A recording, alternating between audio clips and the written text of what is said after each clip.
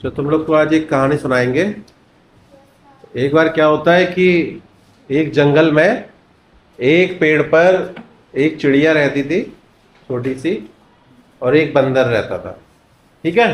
और दोनों अपनी फैमिली के साथ रहते थे, मतलब चिड़िया का पूरा परिवार था और बंदर का भी परिवार था।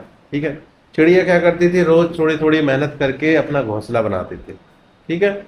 लेकिन बंदर का कोई घोंसला होता है? नहीं होता। वो ऐसे पेड़ पर रहता था अपने बच्चों के साथ। अब एक दिन क्या हुआ, बारिश हुई, बहुत तेज बारिश हुई, तूफान आए, आंधी आई। तो चिड़िया जो थी वो क्या करती है, अपने बच्चों को लेके उस घोंसले में छुप जाती है और अपने बच्चों को क्या करती है, सुरक्षित कर लेती है। ठीक है। लेकिन जो बंदरिया थी, उसके बच्चे बारिश में भीगते रहते हैं, वो यहाँ से वहां, यहाँ से वहां, परेशान होने लगती है। ठीक। तो चिड़िया को बड़ी दया आती है उस बंदर के ऊपर, और वो कहती है, उसको समझाने की कोशिश करती है कि तुमने यदि समय रहते हुए क्या बना लिया होता, घोंसला या घर अपनी व्यवस्था कर ली होती, तो आज तुम्हारे बच्चों को इस तूफान में भीगना नहीं पड़ता। अब बंदर तो बंदर, बंदर का स्वभाव सब जानते हैं। तो उसको जो चिड़िया समझा रही थी बेचारी, उसको गुस्सा आती बंदर को, और वो एक हाथ देता और उसका चिड़िया का घोंसला तोड़ देता है। क्या करता है? तोड़ देता है। बताओ इससे क्या सीखा अपन ने, इस कहानी से क्या सीखा? दो चीजें सीखी। एक तो, हाँ तुम कुछ बता रहे? हाँ नहीं, कुछ नहीं सीखा। जैसे जैसे मान लो वो समझा रही थी, तो उसने, बंदर ने गुस्से में आके उसका घोंसला ही तोड़ दिया, बेचारी वो भी बरसात में घूम रही। तो दो चीजें, एक तो समय रहते अपन को अपनी व्यवस्था कर लेनी चाहिए।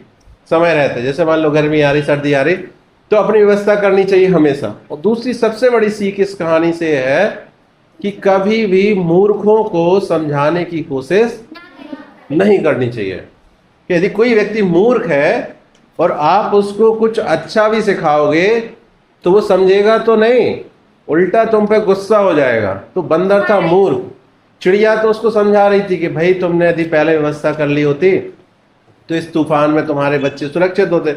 लेकिन बंदर को बात समझ में कैसे आती, वो तो क्या था, मूर्ख था।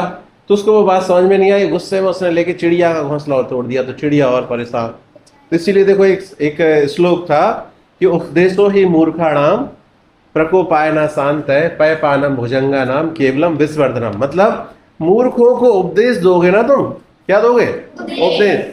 तो उनका गुस्सा शांत नहीं होता, उनका गुस्सा और ज्यादा बढ़ता जाता है। जैसे सांप को दूध पिलाओगे, तो सांप को दूध पिलाने से क्या उसका जहर कम होता है?